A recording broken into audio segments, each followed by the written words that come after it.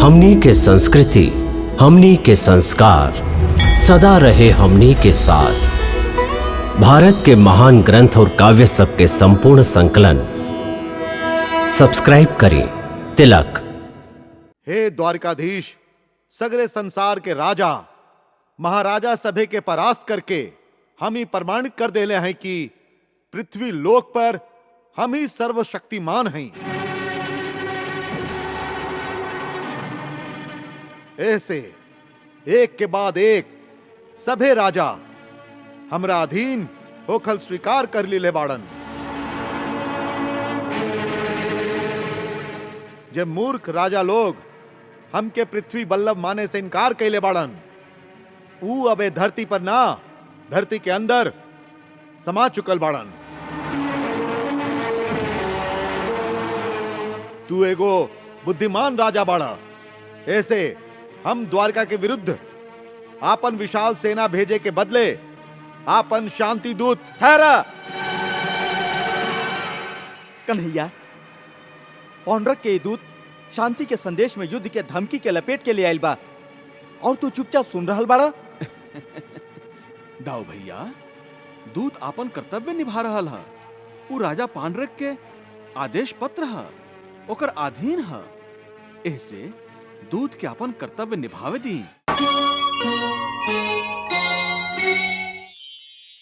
हे वासुदेव, वो मायावी कृष्ण आपन माया से काका वीर मणि के बचौलस और ऊ हम लोग के भी बुद्धि के भ्रष्ट कल चाहता।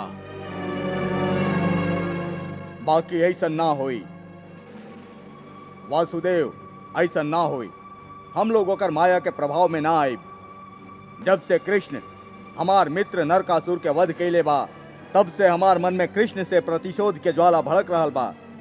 जब तक कृष्ण के वध ना होई, तब तक हम ए आग में जलत रहब। प्रतिशोध के ज्वाला तो हमार मन में भी भड़क रहा हा। हमहू कृष्ण के वध कैल चाहिले, जैसे पृथ्वी पर हमार कौनो विरोधी ना रहे। सबे हमके वासुदेव कहस, भगवान कहस। हाँ, एकरा खातिर हम लोग के द्वारका पर आक्रमण करे के होई। हाँ, वो भगोड़ा कृष्ण हम लोग से युद्ध करे के साहस कबो न जुटा पाई। हाँ, हाँ काशीराज, हाँ, यह उचित होई। हम लोग जल्दी ये द्वारिका पर आक्रमण करब। हाँ, आक्रमण करब। ना वासुदेव, ना, कृष्ण से सीधे सीधे टकराइल उचित ना होई। हाँ, बाकी काहे? ऐसे मित्र, कृष्ण कपटी है, मायावी है, ऊ छल से विजय प्राप्त करेला। हाँ, ऐसे ओकरा संगे हम लोग के भी छल से ही युद्ध करे के चाही। मतलब तोहरा मन में कोनो खिचड़ी जरूरे पक रहल है। हाँ मित्र काशीराज, वासुदेव पौंड्रक पहले अपन शांति दूत भेज के ओकरा चेतावनी दें। बाकी एकरा से का लाभ होई? अपना आप के वासुदेव समझे वाला कृष्ण ओ चेतावनी के महत्व ना दे, फिर हम लोग ओकरा भ्रमित करे खातिर चुप रहब। चुप रहब काहे? हाँ मित्र वासुदेव, खाली तब तक जब तक कृष्ण द्वारिका से दूर नहीं चल जात। हाँ, और जब कृष्ण द्वारका में ना होई, तब हम लोग आक्रमण करब और द्वारका के विनाश करब।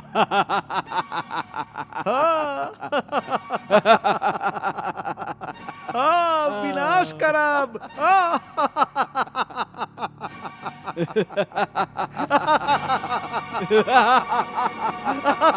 द्वारिका के नष्ट कैला के बाद वो भगोड़ा कृष्ण के हिम्मत और भी टूट जाई और हम लोग ओकरा चुटकी में मसल देब। दैत्य, वाह, तुहार पाखंडी दिमाग का षड्यंत्र रच ले बा। वाह, अब हम जल्दी द्वारिका में अपन शांति दूत भेजब। शांति दूत। एकरा बाद ना रही कृष्ण और ना बाजी होकर बांसुरी।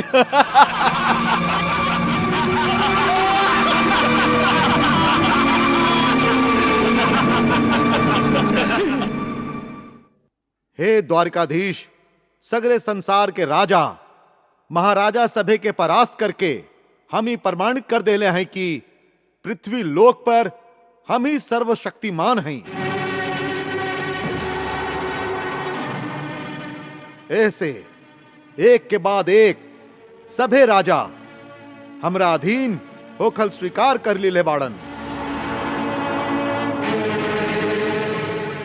जब मूर्ख राजा लोग हमके पृथ्वी बल्लभ माने से इनकार कैले बाड़न, ऊ अबे धरती पर ना, धरती के अंदर समा चुकल बाड़न।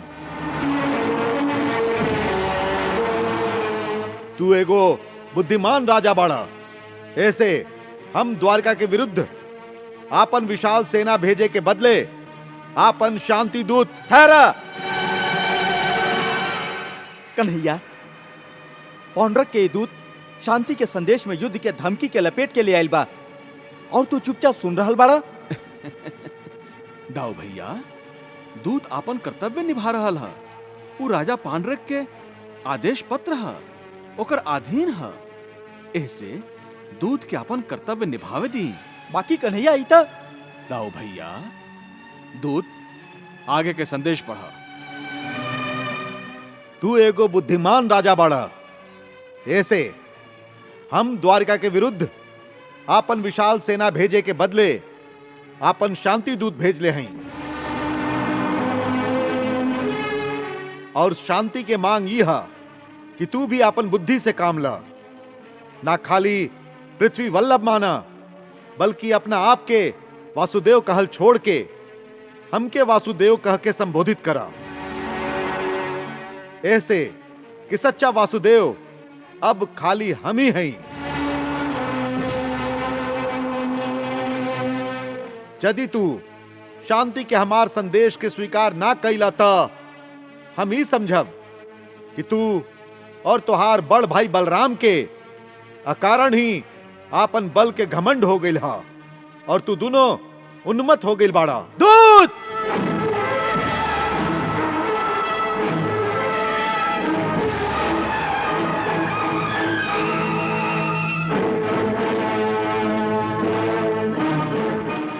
सत्य की ये पाखंडी के गर्दन उड़ा दा।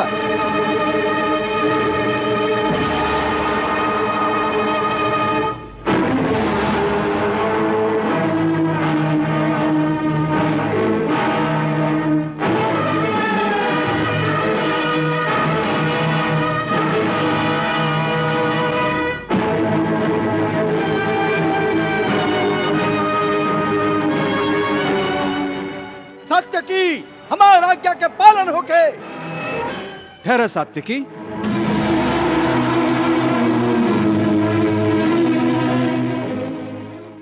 दाऊ भैया, शांति से काम ली। शांति से काम लई, शांति से काम लई कन्हैया। पौंड्रक जानबूझ के सगरे शिष्टाचार गहरा खाई में फेंक के हमार मान मर्यादा पर आक्रमण करे खातिर एह आक्रमणकारी के शांति दूत के वेश में भेजले है कन्हैया। ऐसे शांति के आड़ में हम लोग पर जे युद्ध थोपल गईल है, ओकर उत्तर दिहल हम लोग के कर्तव्य बन गईल है। एकर उत्तर यह हुई कन्हैया कि यही क्षण पौंड्रक के यह प्रतिनिधि के गर्दन उड़ा दिहल जाए।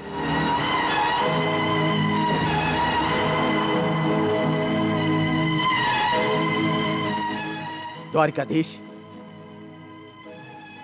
दाऊ भैया ठीक कह रहा है। राजा पौंड्रक यदि शांति चाहित तो संदेश के भाषा इतना आतंक से भरल ना हुई। ई शांति संदेश खाली युद्ध के घोषणा है।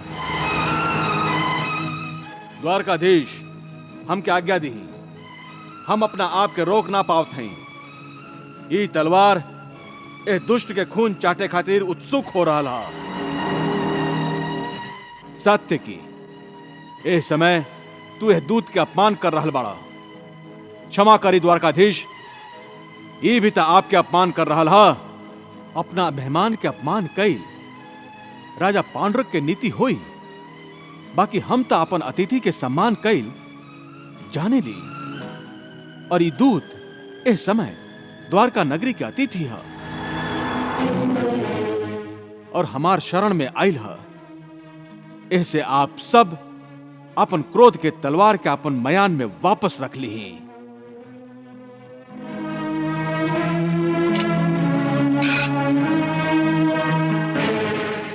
बाकी कन्हैया, पौंड्रक के मन में हम लोग खातिर खाली द्वेष के भावना हो, द्वेष के। वो हम लोग के संगे खाली युद्ध चाहेला और कुछ ना। बाकी ए समय तो ऐसा लाग रहा है कि आप लोग युद्ध खातिर उतावला हो रहा है। जब शांति संदेश के रूप में राजा पौंड्रक के जीव अंगार के वर्षा कर रहा है, तो हम लोग कायरन के लेखा चुप कैसे रह सकीले? अक्रूर जी, ना ही हम कायर हैं और ना ही इतना निर्बल कि हम अपन क्रोध के सह ना सकी। हाँ, हम मानत हैं कि राजा पौंड्रक राजनीति के शिष्टाचार के उल्लंघन कैले बा, बाकी हम ऐसा ना कर सकी। ऐसे दूत के पहले अपन संदेश सुनावे दी। बाकी कन्हैया, जवन संदेश के उद्देश्य हम लोग के चुनौती दिहल हो गए, ओकरा हम चुपचाप ना सुन सकी।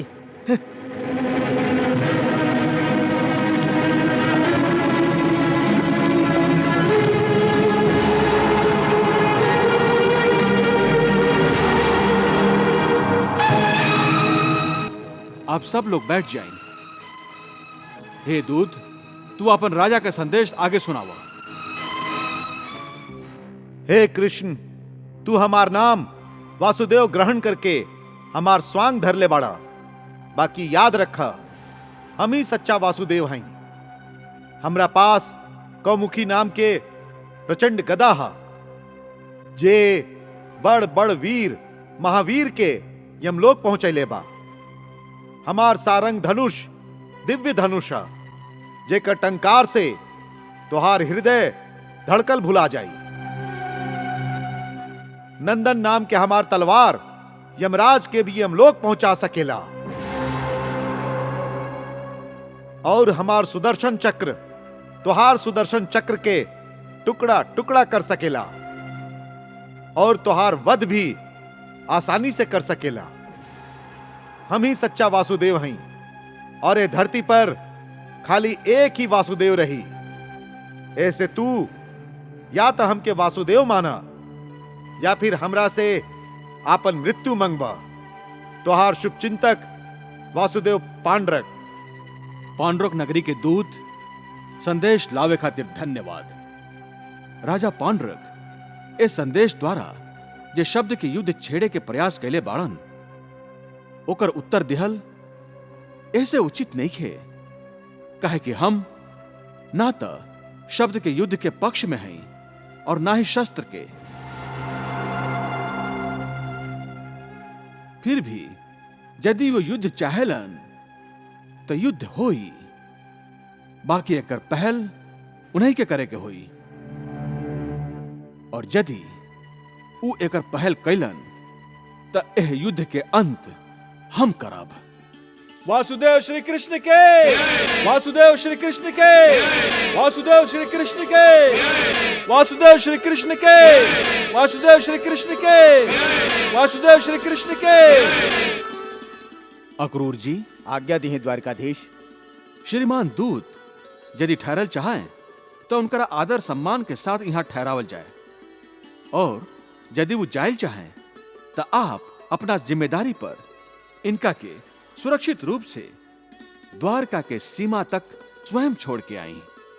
जैसन आपकी आज्ञा।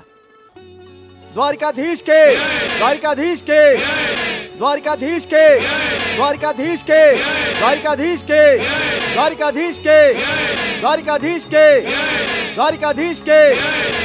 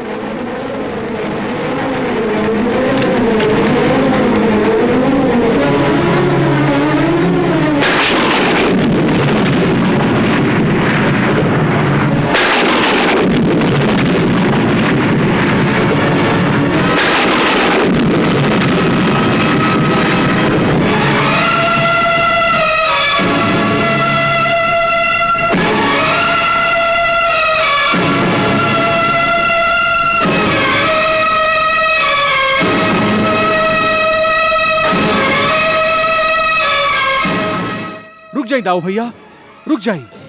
हमके मत रोका कन्हैया, आज हम रुके वाला नहीं थी। बाकी आप ही धनुष लेके अकेले कहवा निकल पड़ले? कहीं शिकार करते ना जा रहा है दाऊ भैया? हाँ हाँ, हम शिकारे करे जा रहा हैं, पौंडरक के शिकार। ऊ भेड़िया के जे शेर के खाल ओढ़ के अपना आप के शेर समझे लागल है। मतलब आप पांडुरंग से युद्ध करे जा रहा है? हाँ, हम युद्ध करे जा रहा हैं। कन्हैया, सब कुछ जान के भी तू अनजान काहे बना तारा? बाकी दाऊ भैया, आप पांडुरंग से अकेले युद्ध करब? पौंडरक के वध करे खातिर हमके सेना के जरूरत नहीं है कन्हैया। पौंडरक और ओकर सेना के नाश हम अकेले ही कर सकिले। बाकी दाऊ भैया, हम लोग के सोच समझ के ही कदम उठावे के चाहिए। कन्हैया, का तोहके हमार बल पर विश्वास ना रहल? हम ऐसा कब कहली दाऊ भैया? तब फिर का तोहके हमार शौर्य पर, हमार वीरता पर विश्वास ना रहल? ई बात नहीं खे दाऊ भैया। यदि ई बात नहीं है तो फिर चिंता करे के कोनो जरूरत नहीं है कन्हैया। हम वो उन्मत्त पौंडरक के नाश करके जल्दी लौटब। बाकी दाऊ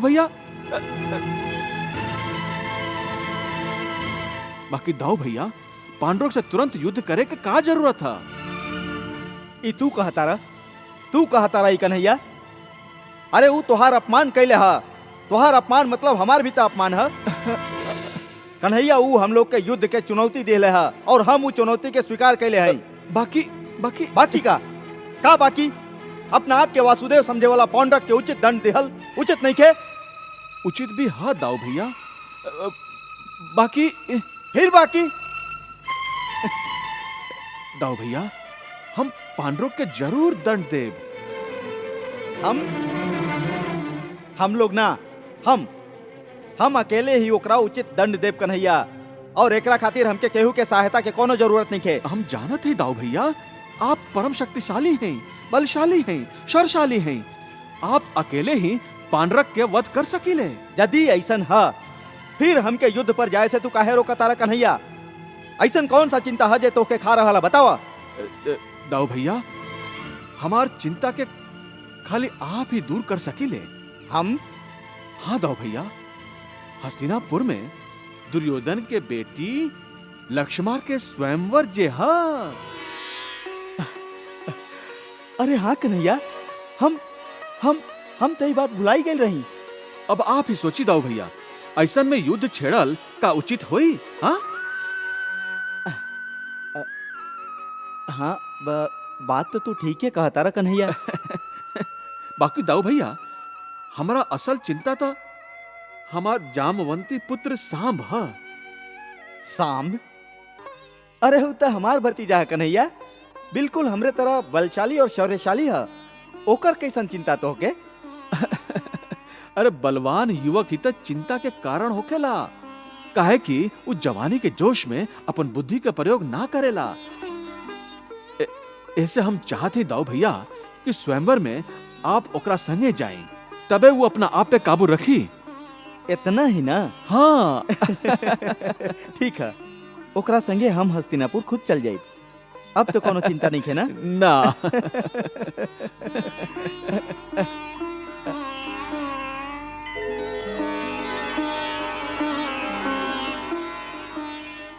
अब हम तोके बहुत अच्छा तरह से जाने लागल हैं। तू उहे करेला जे तू चाहेला, और हम ना मालूम कैसे तुरंत तुहार बात मान जाइला। दाऊ भैया, सच में आप मन के कितना सच्चा और अच्छा है। आप बहुत अच्छा है। बस कन्हैया, बस मक्खन लगावे के कला तक केहू तोह से सीखे, द्वारिकाधीश। दाऊ भैया। देखा था कन्हैया, देखा था पौंडरक के वो दूत के भाषण के वजह से कितना क्रोधित हो गई रही, और अब बिल्कुल शांत हो गई रही। कन्हैया, ई चमत्कार तू बार बार कैसे देखावेला?